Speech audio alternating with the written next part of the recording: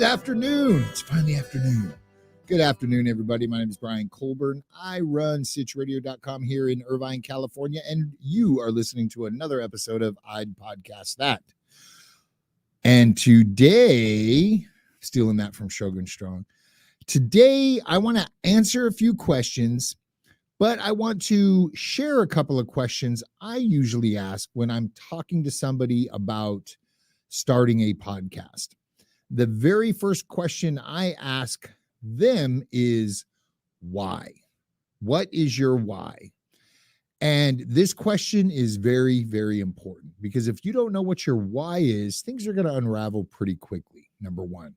Number two, you might know what your why is, but we actually have a little checklist that you can get for free that is going to help you build upon that. What is your why? And basically, it's getting into defining a target audience. So why do you want to start a podcast? You know, I've talked to some people who want one because it's the latest thing. You hear about podcasts on any and every sitcom you watch nowadays. It's in the news. Every news anchor has a podcast, it seems like. Podcast. So I want one too. It's that fear of missing out. But you need to kind of organize and get yourself squared away before you just come up with, hey, I'm going to do a podcast and go buy a bunch of equipment or sign up with a studio like this. I encourage everybody not to waste their money if they're not organized enough to make something that they're going to be proud of, number one, and number two, that's going to actually grow an audience. So I ask, what is your why? Something else you need to ask is, who are you doing this for? It's okay to do a podcast for yourself. If you're using it as a journal, it's just going to be an audio journal of what you've done during the day or your past experiences. There's absolutely nothing wrong with that if that is your intent. But if you have an intention of monetizing it, then you're going to have to see how that's working out and then maybe adjust a few things along the way to help grow an audience. So you have, an audience to monetize for your show. So we do a show here at Sitch Radio, and it's very therapeutic for the host. And that alone is enough for them to do a podcast here at Sitch Radio with our team. And that's their why, and that's their who. They're doing it for themselves, and that's perfectly okay. They've got over 100 episodes. They've been working with us a very long time, and they're going strong, and their audience is growing. So that's a good thing. Everybody hates the sound of their own voice, and do I have a voice for podcasting? There's an audience for everybody. I firmly believe that. And, if you think you have, a high-pitched, squeaky voice or a nasally voice, who cares? It's you. You being the authentic you is more important than what other people think about you. So having a voice for podcasting is less important than, do you have the skills to organize an episode after episode after episode? That's more important than the sound of your own voice, in my opinion. People often ask me, how long does it take? Well, the first question is, how long of an episode are you going to do? I can plan and prepare an episode of I'd Podcast That in about an hour, another 30 or so minutes doing an episode. And then, I have a team behind me, so I don't spend time uploading it and all of that. This is being broadcasted live on Facebook and YouTube. The audio portion, getting it up on the podcast platform, is only another 5 minutes of work. However, in the beginning, we use the rule of it's going to take about 4 hours per 30-minute episode. And that doesn't double if you're doing an hour-long episode. Research is research. Bulleting out your topics and or scripting a monologue, that takes time. And that 4 hours is if you're doing it on your own, recording it, editing it, uploading it, doing a little social push, roughly about 4 hours. Now that's going to vary depending on your skill level on social platforms and your skill level editing software and what software editing software Wow, what editing software are you using? Software. Some programs are a little faster than others to edit audio.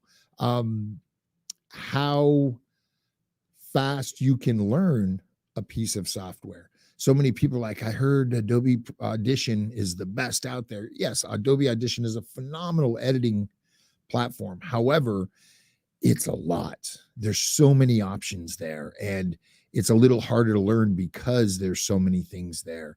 I mean, it's going to take you time just to learn how to hide things you don't need and or want, so they're not in your way. To where software like Hindenburg, which is what we primarily use here at Sitch Radio, is pretty quick to learn and master, and the shortcuts are great, but it's built for speed.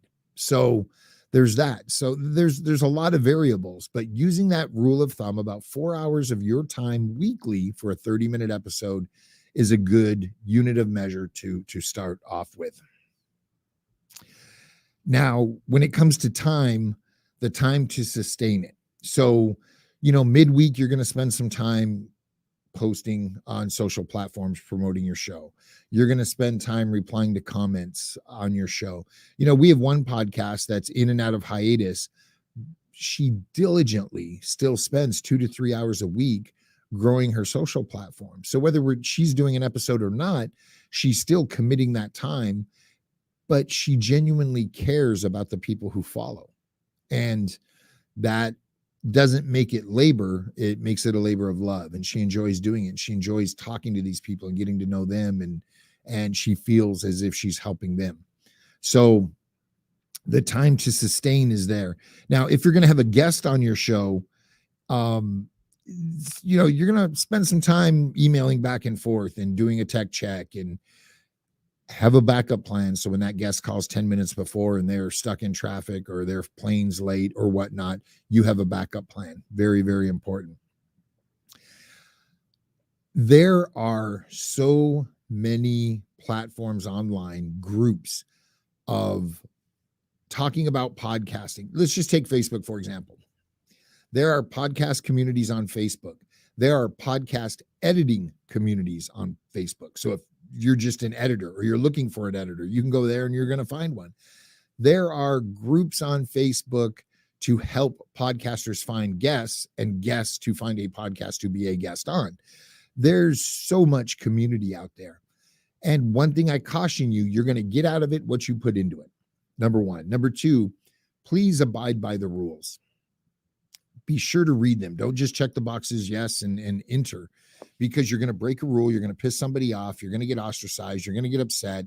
I know of a Facebook group. They ask 3 simple questions, and people won't even take the time to answer the questions. They just click join group, and they don't get let in.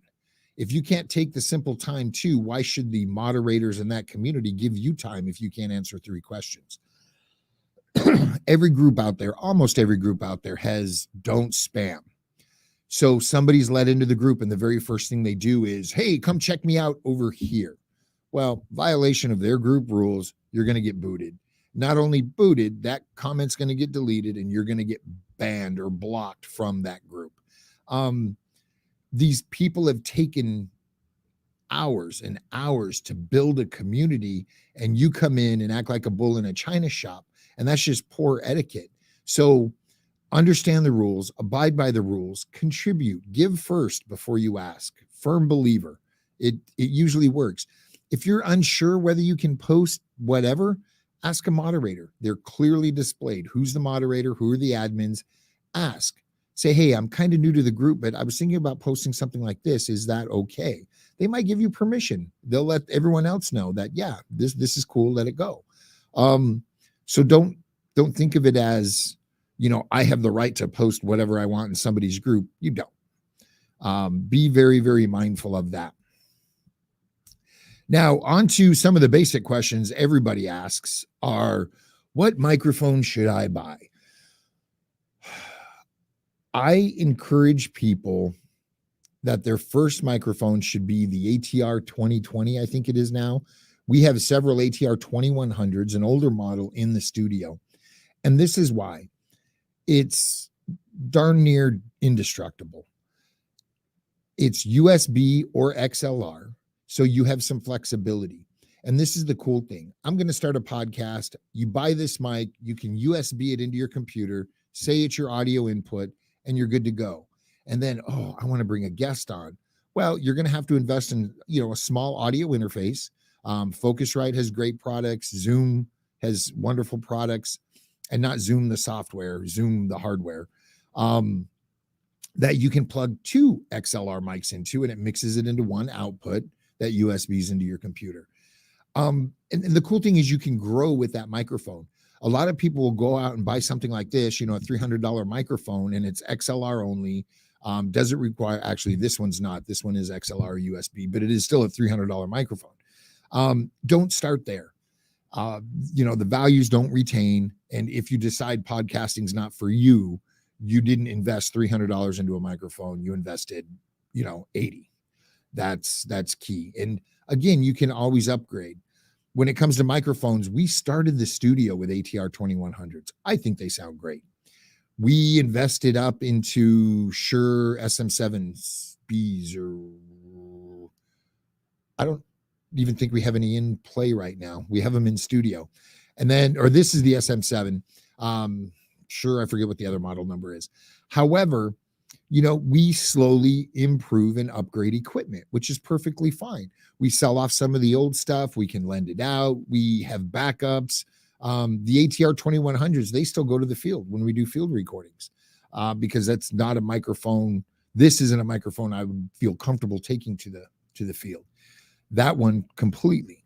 So that's microphones. When it comes to audio editing, if you're not going to outsource your audio editing, I highly suggest you take a look at Hindenburg. They have a 30-day free trial. A lot of people are using music production type DAWs to edit their podcast. You can, but it's more than what you need. So why not get something streamlined for the spoken word? You can throw in music tracks and do intros and outros.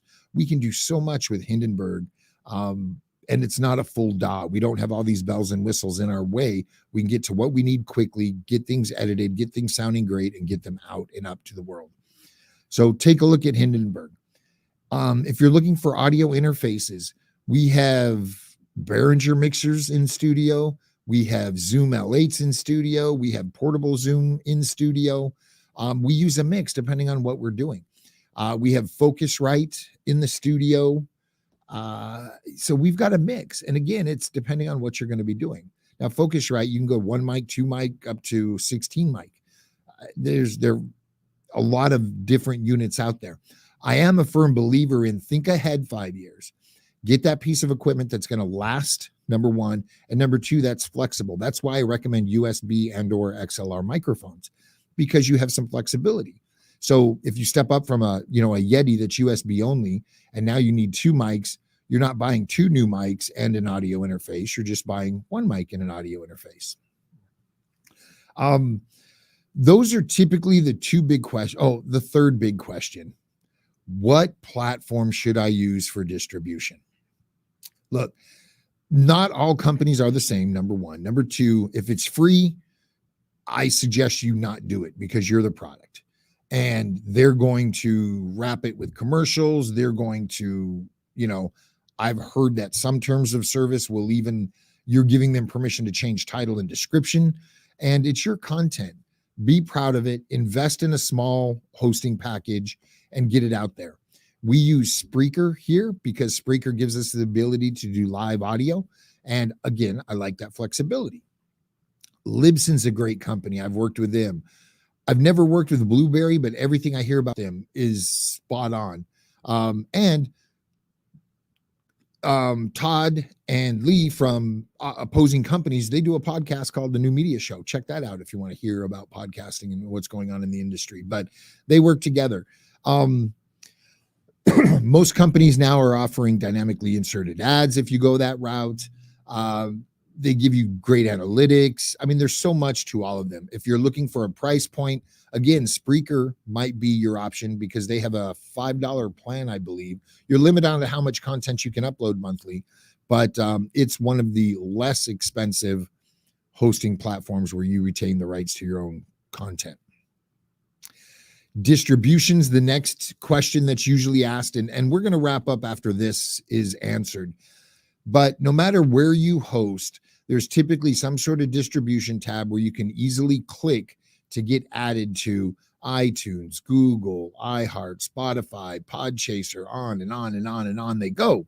So don't worry about that. And if there's a platform you want to be on, you can just do a quick web search of how can I get my podcast on, insert player here. And, it's going to take you to a page where you can submit your RSS feed and maybe a little bit of information about the show, and boom, within a few days, you'll be there. Now, iHeartRadio makes you jump through a few hoops. Last I knew, you had to have 5 consecutively dropped episodes before you could even apply. And it takes a while for them to get back, which is fine. It's their platform. The strange thing is we get very few downloads from iHeart. So, but people want to have their show on iHeart. Now, your show is on iHeart. You're not an iHeart Radio show. Make that clear. Along with Spotify. Spotify has in-house shows. Joe Rogan, as everyone's, I'm sure, aware, moved his show. It's exclusive on Spotify. Technically not making it a podcast anymore. However, you can only consume that content on Spotify right now. So the distribution's fairly easy. Quick search of your mobile app store will find every podcast player there is, and then you can do a search on how do I get my show there and copy and paste that RSS feed over. But those are some of the bigger questions that are commonly asked. I wanted to answer them on this episode of I'd Podcast That. And remember, if you're looking to start a podcast, hit up sitchradio.com. We do free monthly meetups here in studio, and there's other resources that you can go from. If you want a list of equipment, there is a list on sitchradio.com under services, podcast on your own, and it gives you a list of a lot of the equipment I've spoken about. They are affiliate links. I just want to make that perfectly clear. No extra money to you, a little bit of money to the studio, and puts a smile on our face. We're happy. That's about it. Hit us up on social. Hit us up on email if you have any questions. Our contact information is all over the website. You cannot miss us. Until next week, this is Brian from Sitch Radio on I'd Podcast That.